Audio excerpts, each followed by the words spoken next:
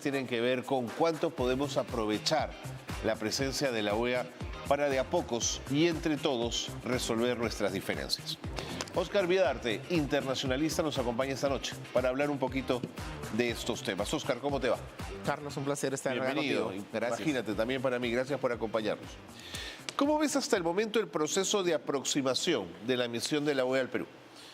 Bueno, en primer lugar, ha sido un proceso rápido, lo cual demuestra que la OEA está mostrando mucho interés por el tema peruano.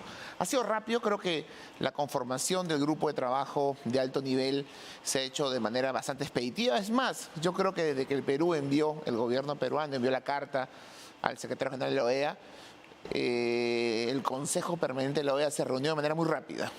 Pero no solamente la rapidez, también es la conformación del grupo, porque, seamos sinceros, no recuerdo en ninguna otra ocasión un grupo de trabajo que incluya a 5 cancilleres en funciones y 2 vicecancilleres. Es decir, estamos hablando de un grupo de muy alto nivel que creo que denota la rapidez y la conformación del grupo, la importancia que la OEA le está dando al caso peruano. Yo creo que el caso peruano puede ser un caso emblemático si es que la OEA cumple un trabajo importante, porque no solamente es el Perú, creo que en toda la región estamos viendo un debilitamiento constante de la democracia. Yo creo que la OEA está tomando el caso peruano como un caso emblemático de lo que también podría ser en otros escenarios en donde la democracia se pueda ver en riesgo. Interesante. Esas señales que percibes de debilitamiento institucional de las democracias latinoamericanas se sostienen ¿qué? En que la democracia no ha sabido hasta ahora quizás dar las respuestas a la enorme brecha que existen en nuestros países, a la inequidad, o de pronto ante la arremetida de sectores conservadores que ponen en duda la institucionalidad democrática. Yo creo que hay muchos factores, ¿no? Lo que tú señales es en parte cierto. Ahora, la situación de pobreza y las necesidades que tienen nuestros países es un elemento estructural que ha estado siempre presente. Lo que hemos visto en los últimos tiempos es, digamos, utilizando el caso peruano como ejemplo, es por un lado sectores de la política peruana, que lo vemos en Brasil también con Bolsonaro, lo vemos en otros países, sectores de la política, en este caso peruana, claramente intransigentes, que se comportan de manera intolerante. Que la instrumentalizan, ¿no? Totalmente, y que a partir de interpretaciones auténticas de normas constitucionales, pues están poco a poco afectando la democracia. Creo que esto no es un problema de este año, es un problema de los últimos 6 años. Sí, ahora, también es cierto que los gobiernos también ponen de su parte, ¿no? Y claro, en la actualidad tenemos un gobierno que no se ha mostrado muy transparente, que no deslinda de un entorno que parece estar violando la legalidad. Eso tampoco contribuye a la democracia. Incluso hemos visto como tanto el Ejecutivo como el Legislativo desconocen fallos del Poder Judicial. Recordemos el fallo que paralizaba el nombramiento del Defensor del Pueblo. El Legislativo... Que ha terminado en una demanda competencial en el Exacto, pero el Legislativo no lo obedeció, como también... Así es, no lo obedeció, se zurró en ello, ¿no? Pero también sucedió lo mismo con el fallo del Poder Judicial de restablecimiento del Procurador. También el gobierno no le interesó aceptarlo, así que... Te entiendo por dónde vas. Sí, entonces estamos viendo que esto no es de uno y otro. Me parece que todas las partes han puesto de lo suyo en este último año y en los últimos 6 años para debilitar constantemente la democracia.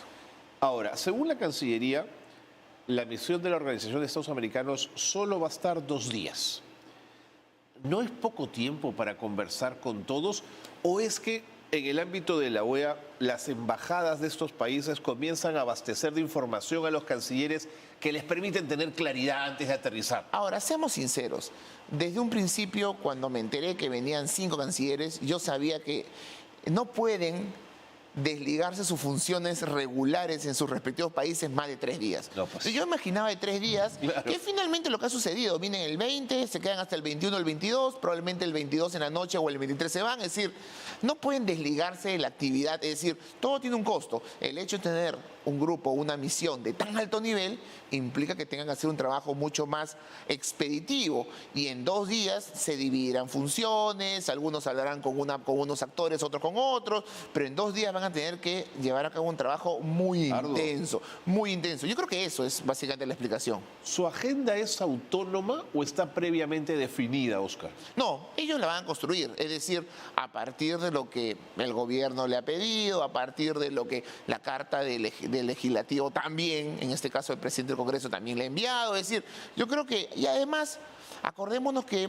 en el Consejo Permanente hubo la participación de una persona de la Comisión Interamericana de Derechos Humanos que habló acerca de la Sí, situación en el Perú. sí, que dio una opinión adelantada, sí. Digamos que ellos tienen fuentes, la fuente de la Comisión Interamericana de Derechos Humanos, la fuente del Estado peruano, la fuente del legislativo, la fuente de sus propias embajadas. Así que a partir de esto ellos ya tienen una preconcepción que finalmente la van a confirmar hablando con las partes, lo cual debe tener como resultado un informe. De acuerdo. Se ha dicho que van a hablar también con sectores de sociedad civil. Y ahí me preguntaba, ¿quiénes son los interlocutores válidos de la sociedad civil? ¿A quién se elige para hablar?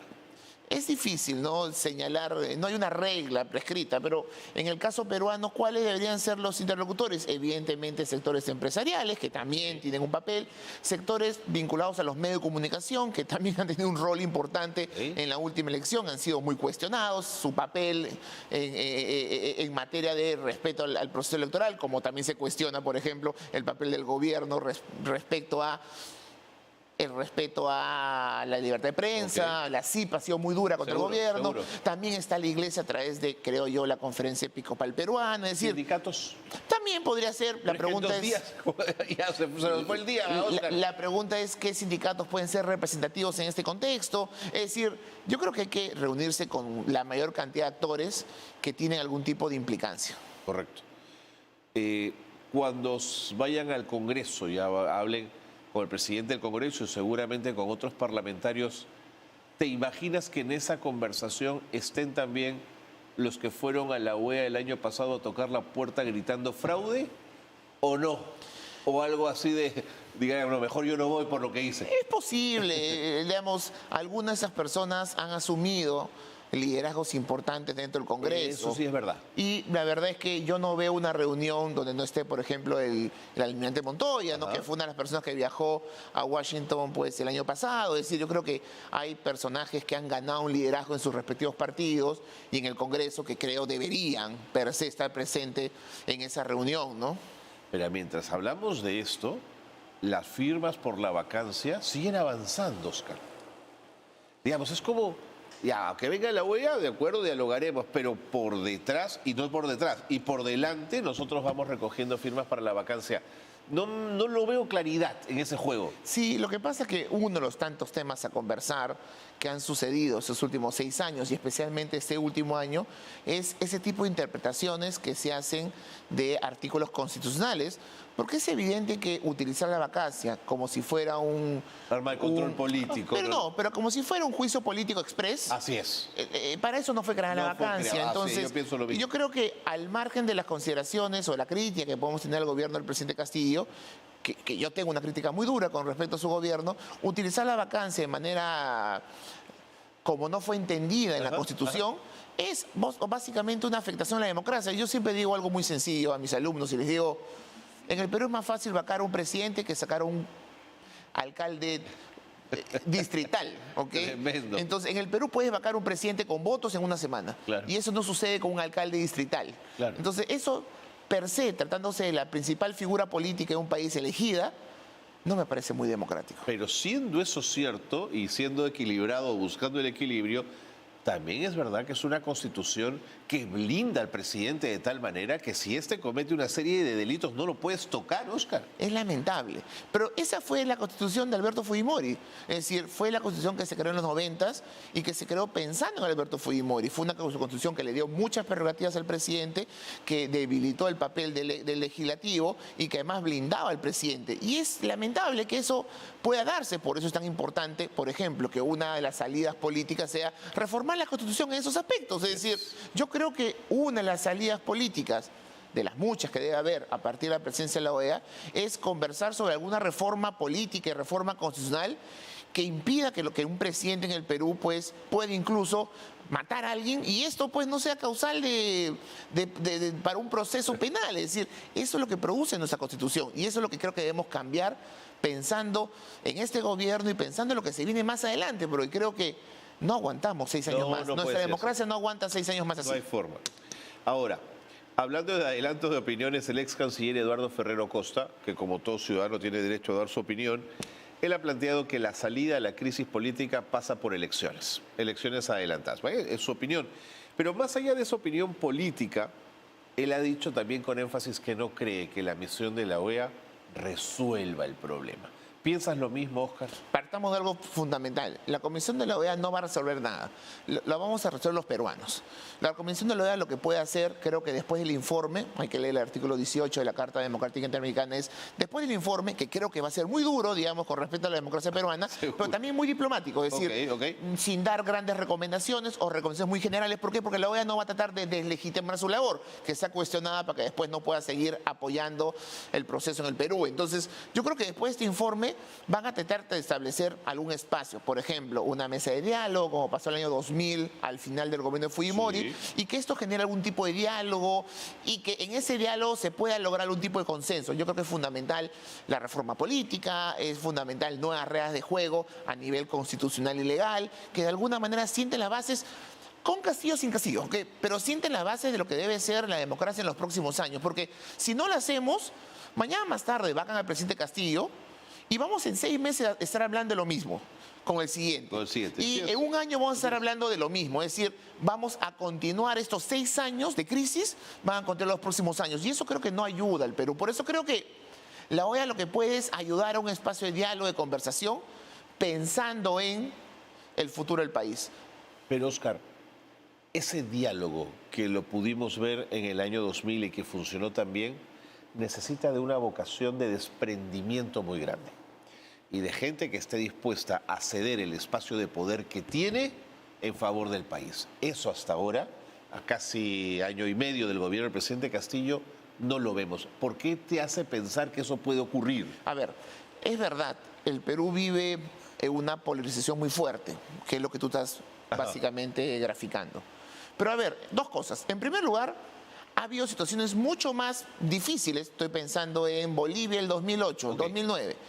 En Bolivia la situación era mucho más difícil, que incluso, además de fractura, se hablaba de una fractura incluso territorial de lo que era pues la media luna, y además había violencia en las calles, con muertes, con personas fallecidas. En el Perú no tenemos fracturas territoriales, no tenemos violencia en las calles, no tenemos personas fallecidas, tenemos... Entonces yo creo que en Bolivia se logró una salida con el apoyo de UNASUR en su momento, de la OEA, y se logró un consenso que logró algún tipo de estabilidad. Se logró en Bolivia, ¿por qué no se podría lograr en Perú, digamos? ¿Okay? Y además, otro detalle, algunas veces hablamos de sectores muy enfrentados. Pero cuando uno ve lo que pasa en el Congreso de la República, vemos que extremos negocian todos los días. Y incluso hay normas y leyes que han salido con el aval de los extremos políticos. Entonces, no es verdad que los extremos en el Perú no dialoguen y no acuerden cosas. Lo hacen en el Congreso. ¿Por qué no lo pueden hacer al más alto nivel pensando en el futuro del país? Es interesante el matiz, el matiz que le das, porque lo que tiene el Congreso en tal caso es que en su interior hay una convivencia cotidiana que hace que las fisuras entre personas, en lo interpersonal, se diluyan, Óscar, ¿no es cierto? Exacto. Bueno, estaba pensando en el abrazo de Luz Salgado a Marisa Glave en algún momento que expresiona un poco de eso, ¿no? Bueno, el viernes, cambiando de tema, la Subcomisión de Acusaciones Constitucionales deberá presentar un informe a la Comisión Permanente sobre la procedencia o la admisibilidad, ¿no es cierto?, de la acusación constitucional presentada por la fiscal Benavides. Si el informe se aprueba por la Comisión Permanente, ¿crees que nos encontremos con un ambiente mucho más polarizado y complejo frente a la llegada de la misión de la OEA? Totalmente. Ahora, seamos sinceros, también es cierto que la carta del gobierno peruano a la OEA tuvo como, entre muchos objetivos, parar un poco eso, mitigar políticamente eso, ¿no? Y lo logró un par de semanas, digamos, el debate... Todos se portaron bien durante el debate político cambió, todos hablan de la OEA y dejaron el tema de la denuncia. Ahora, yo creo que la oposición en estos contextos, algo que no ha demostrado en este último año, debería ser mucho más estratégica. Y en este momento llevar a cabo proceso de vacancias o el tema de la denuncia del Ministerio Público, deberían ser mucho más cautos porque creo que esos son parte de los temas que van a ser de la discusión del grupo alto nivel que va a venir de la OEA. Es decir, verificar si esos temas realmente se reflejan o son reflejo de la democracia. Es decir, realmente esos temas, por ejemplo, la vacancia, lo que hablamos hace unos minutos, y esta denuncia que podría pasar al margen del 117, ¿son realmente decisiones democráticas? Yo creo que Ahí está, yo pues, la tengo discusión. serias dudas, ¿no? De acuerdo. 30 segundos. ¿Le dará primero el Congreso la aprobación al presidente para que viaje a la APEC? Y si se la da, se encuentra también con que la misión de la OEA justo llega en los días APEC. O sea, ahí va a haber una pequeña... Mira, yo tengo, en principio, creo que si bien el Congreso, y lo he dicho en anteriores ocasiones, si bien el Congreso tiene la potestad de aceptar o no el viaje del presidente, yo creo que esto no se debe dar de manera arbitraria. Tiene que haber una justificación. Lógico. ¿Por qué? Yo Porque el igual. presidente también tiene la prerrogativa de dirigir la política exterior. Así Nos es. guste o no Pedro Así es. Castillo. Entonces, yo creo que el Congreso se ha mostrado y ha tomado decisiones en ese sentido muy arbitrarias, ¿ok? Y claramente limita el accionar del presidente. Decir que un presidente no puede viajar porque tiene procesos judiciales, bueno, que los procesos continúen, pues, ¿ok? Y continuarán, pero él tiene que seguir ejerciendo su capacidad de jefe de Estado, nos guste o no nos guste, ¿ok? Tenga limitaciones en materia de gestión pública o no. No interesa, lo que es importante es el presidente. Ahora, en este caso puntual, el tema de la visita de la OEA es particularmente interesante, porque justamente vienen el 20, el 21 y 22, y el presidente estaría regresando el 21. Es decir, yo creo que tratándose un tema tan importante, que ha marcado la pauta tan importante, creo que el presidente per se Podría debería decidir quedarse. adelantar su viaje O a quedarse. PEC o quedarse, pero eso ya es una decisión política. Lógico, de acuerdo. Óscar, muchas gracias. Carlos, un Gracias por placer. haber estado con nosotros. Óscar Vidarte, internacionalista, ha estado con nosotros en el Imanchic, aquí en el programa. Nos vamos a la pausa y venimos con más. Quédense con nosotros.